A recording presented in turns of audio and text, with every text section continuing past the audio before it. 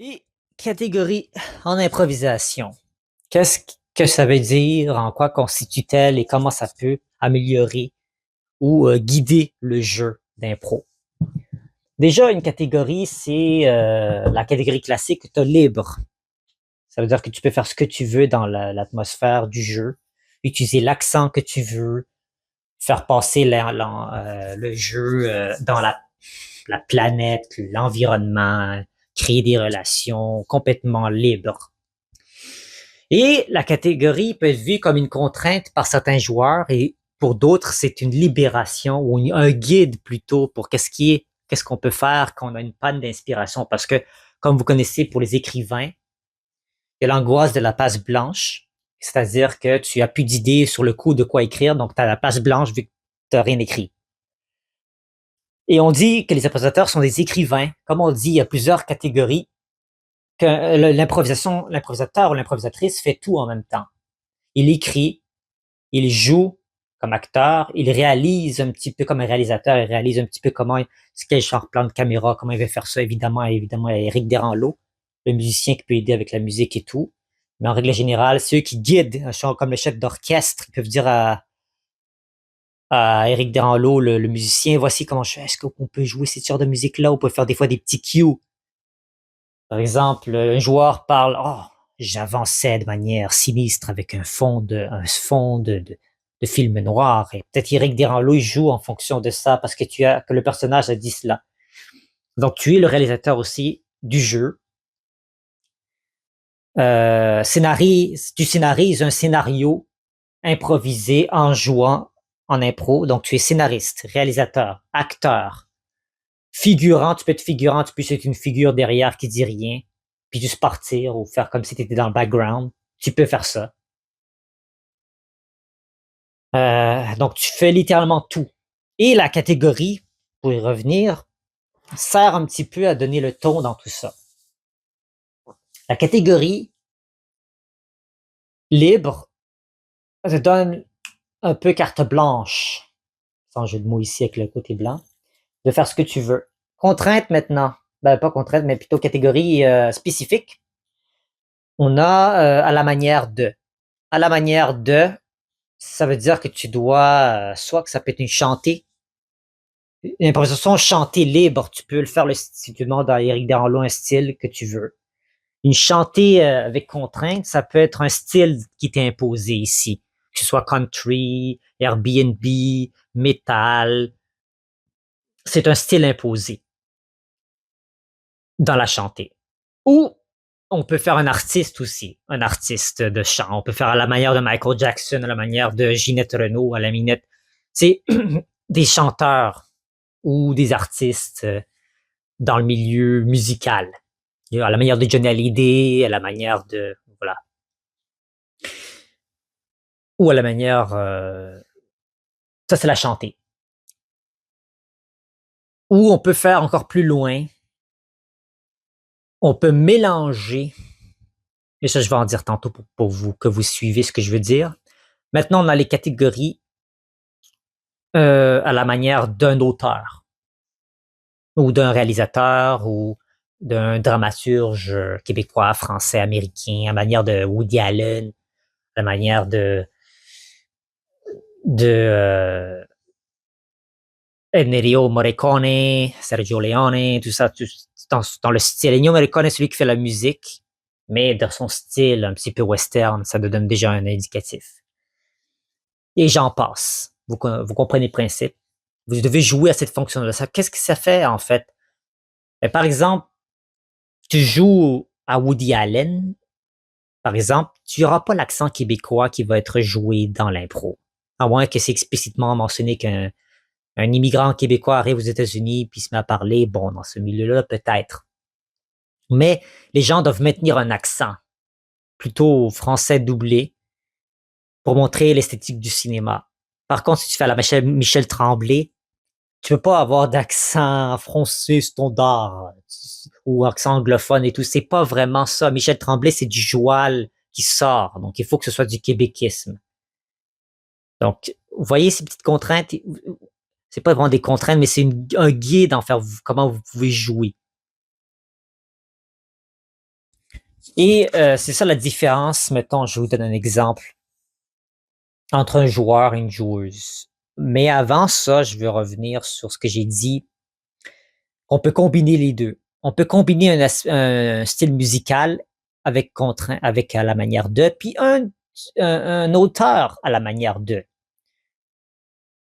On peut faire, par exemple, émission pour enfants d'un artiste, à la manière de l'école des fans. Donc, on peut faire un truc comme ça. On peut faire vraiment, on peut combiner deux styles, musical et euh, d'un auteur ou d'une autrice.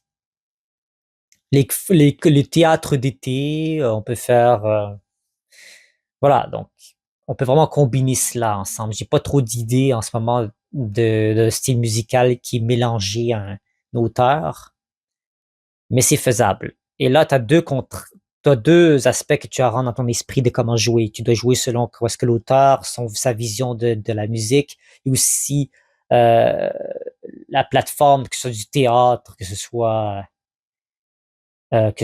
dans les années 40, dans les années 50, dans les années 90, 2000, peu importe, où ce style-là a vu le jour et jouer selon cela. Et oui, ça peut être difficile pour certains. Et maintenant, j'y reviens. Comment un joueur peut percevoir cela? Un joueur peut percevoir la contrainte comme intimidant. Ah, c'est trop précis. J'aime ça être libre. C'est un petit peu le joueur ou la joueuse a peut-être un peu un manque de confiance en elle, elle se sent pas, mais c'est correct parce que quand tu joues en équipe, t'es pas obligé de jouer ces impros-là. Si tu connais pas l'auteur ou tu connais pas le style, tu peux le donner à quelqu'un qui le connaît. Ou des fois, ça se peut que personne dans l'équipe connaît l'auteur en question, donc tu vas te faire inspirer par l'autre équipe si elle le connaît. Ou des fois, personne connaît du tout, mais on fait quelque chose qui peut sembler similaire à l'auteur et l'arbitre peut laisser passer ça. Euh, c'est pas facile, je l'admets, parce qu'il faut la maintenir tout le long, puis des fois, ça peut être littéralement des 8 minutes, des 10 minutes, des 15 minutes, ça peut être des impros très longues, puis il faut maintenir ce style-là tout au long de l'impro.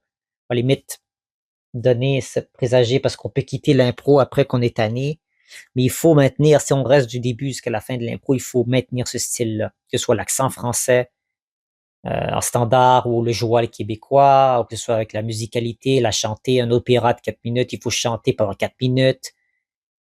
Donc, il y a cet aspect-là qui rentre en ligne de compte. Donc, voici pourquoi, à mon sens, la contrainte est importante. Maintenant, vous voulez peut-être mon avis là-dessus. Qu'est-ce que je pense sur la contrainte? Ben, je considère que c'est primordial dans l'impro pour démontrer le sérieux que peut devenir en termes de spectacle crédible l'improvisation. Parce que au Québec, ça a pris je sais pas si c'est toujours le cas, mais ça a pris beaucoup de temps pour que le ministère de l'Éducation considère l'improvisation comme une source d'enseignement de la culture québécoise ou d'une certaine mesure, ou à la limite d'un théâtre ou d'une discipline à part entière, sérieuse, crédible, dans laquelle on peut vraiment s'en ressortir vivant. Et cependant, longuement, ça n'a pas été le cas. Je ne sais pas si c'est toujours le cas aujourd'hui. Je pense que ça a changé, mais j'espère me tromper que ça a effectivement changé puis que le gouvernement québécois a reconnu l'impro comme sérieux. Regardez un prix Antidote pour la langue française, ça te donne une idée à quel point on va mettre ça au sérieux, le partenariat et tout ça. Et on a invité différentes personnes. Tu sais, on a eu évidemment Manon Massé qui est passé cette année pour la saison. On a eu une autrice populaire qui a écrit des livres pour le Salon du Livre. Elle a été assistée à ce spectacle-là.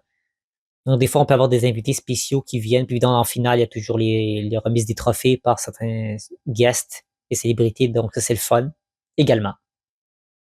Donc,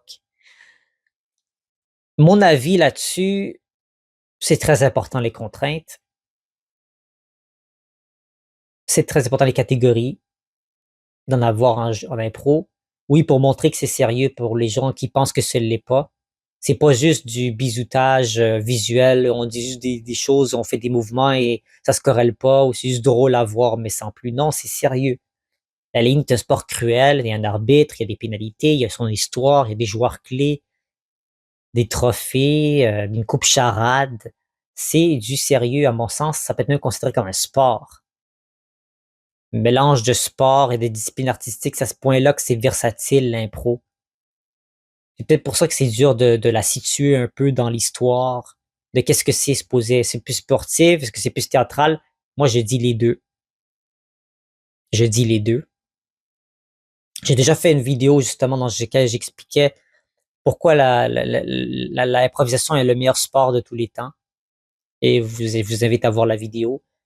Écrivez le titre dans le mode recherche de ma chaîne, vous allez trouver, ou sinon dans ma playlist que j'ai faite vidéo hors catégorie d'impro. Parlant de catégorie. J'ai fait une playlist qui écrit vidéo hors catégorie, ça veut dire que c'est pas dans une série de vidéos. Des vidéos comme ça que je fais au hasard avec un thème que je maintiens. Donc allez la voir, ça vaut la peine. Ou la revoir pour certains d'entre vous qui l'ont déjà vue. Donc j'explique pourquoi selon moi l'impro est un des meilleurs sports et j'explique ça là-dedans. Le fait que c'est pris au sérieux, enfin aujourd'hui. Puis tu vois des gens comme Guy Jodoin qui vient faire de l'impro parce qu'on lui permet pas dans son jeu d'acteur et réalisateur de faire ce qu'il fait. On lui donne pas cette liberté que l'impro peut donner pour faire. Puis c'est pour ça qu'il y a des Patrick Huard, même chose. On veut lâcher notre fou, on veut faire ce qu'on veut, on veut se défaire des codes, on peut littéralement faire ce qu'on veut sur la patinoire tant qu'évidemment que c'est dans la décence, c'est dans la légalité, hein. Mais on peut faire beaucoup. On peut embrasser des gens, on peut se presque mettre presque nu, pas tout à fait, mais voilà. Parce qu'il y a des enfants aussi dans l'audience, mine de rien. Tu veux pas faire, même si des fois il y a des scènes qui sont un peu suspectes, puis il y a des enfants dans la salle, même des enfants, des improvisateurs qui sont dans la salle, donc il faut faire attention avec ça. Mais il y a comme une très très grande liberté en temps normal en impro. On peut faire tout ce qu'on veut. Les seules conséquences, c'est l'arbitre qui nous les donne en punition, mais on a du fun à enfreindre ces règles-là, justement ces contraintes-là, en faisant un peu ce qu'on veut. S'il y a des gens qui veulent justement pas jouer le thème, c'est correct aussi. Ça donne un spectacle, je pense, très vivant. C'est mieux d'enfreindre les règles en jouant un spectacle qu'on est inspiré puis qu'on veut faire plutôt que d'essayer de jouer selon la catégorie qui nous est donnée mais qu'on connaît rien puis que c'est plate, c'est dol, ça avance pas. Donc voilà, c'est ça qui est impressionnant dans l'impro, c'est que tu peux littéralement changer la donne du spectacle malgré la méconnaissance d'un auteur ou d'une catégorie. Donc voilà, rapidement, rapidement, quand même assez long, mais voici mon opinion sur les catégories en improvisation. J'espère que vous avez apprécié la vidéo. Vous allez me dire vos pensées en commentaire sur les catégories ou les contraintes en impro, si vous êtes d'accord ou contre et pourquoi. Je vous fais plaisir de vous lire. On se retrouve à bientôt. J'ai pas mis de vidéo hier parce que j'étais très occupé. J'ai une grosse journée. Donc, je vais en mettre 2 aujourd'hui. Restez à l'affût pour ça. On se dit à très bientôt, mes chers amis. Au revoir.